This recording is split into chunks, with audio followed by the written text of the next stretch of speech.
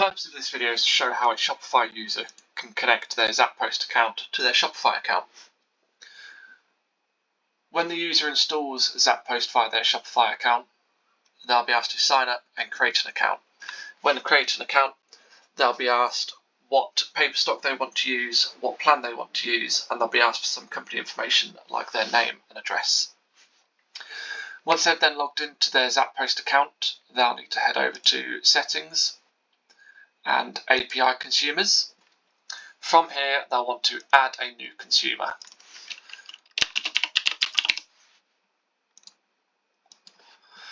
We're going to add our consumer and enable it, and these are going to be our API keys and password. If we click Create Consumer, we can see that's been added here.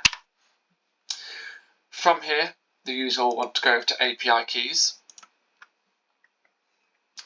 and now they'll want to enter the key and password that have been generated for them. Once they've entered that, they need to click Submit.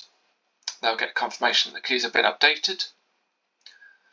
From here, within ZAP POST, the user will want to create a campaign. We've done two already. To create a campaign, you click Add New Campaign. You select the paper stock you want to use. You can choose to use a template or create your own. For this example, we're going to use a template, and we're going to use the abandoned basket template. These are the template fields that will be added, and these are all the fields that the record can map using the flow. From here, we're going to go next step and give our campaign a name. We're going to save and continue, and then we're going to exit. Once the client has created their campaign, they'll be then able to create their design along with it.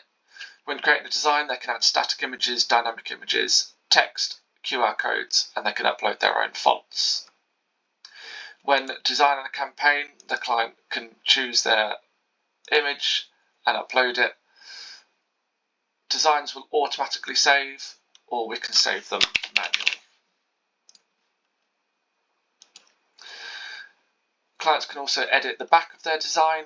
The grey postage area is uneditable, as that's where the address gets printed.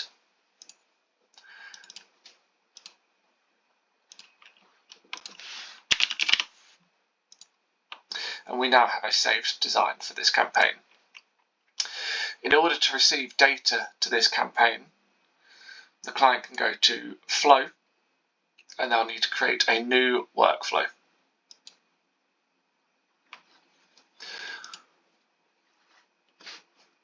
As we set up an abandoned basket campaign, we want to do the same on here.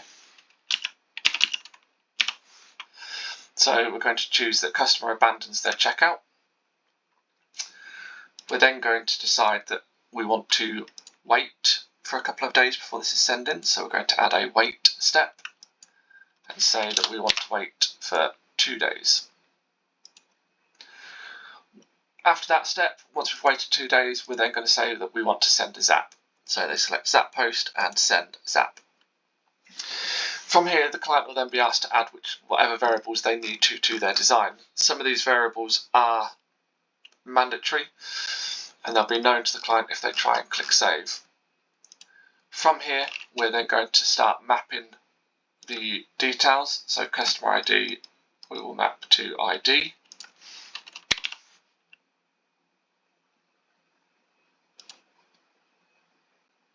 You can then add email address, salutation, and so on.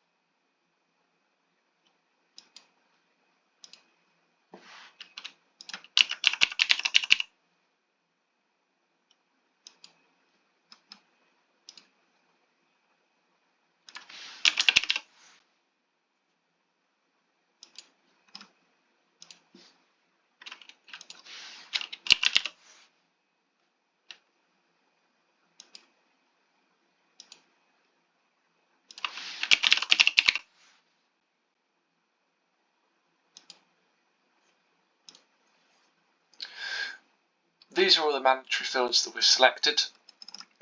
They also have options to add custom fields such as image URLs. Once they've done all this, at the very bottom they'll select which campaign we're mapping this to. That'll now use the API credentials to go and fetch which campaigns.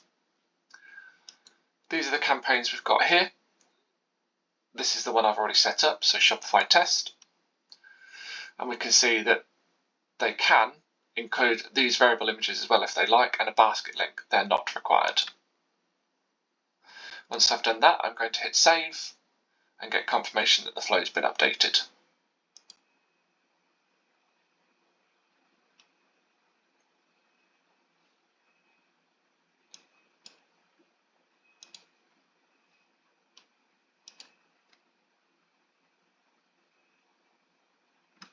Now I've turned my workflow on.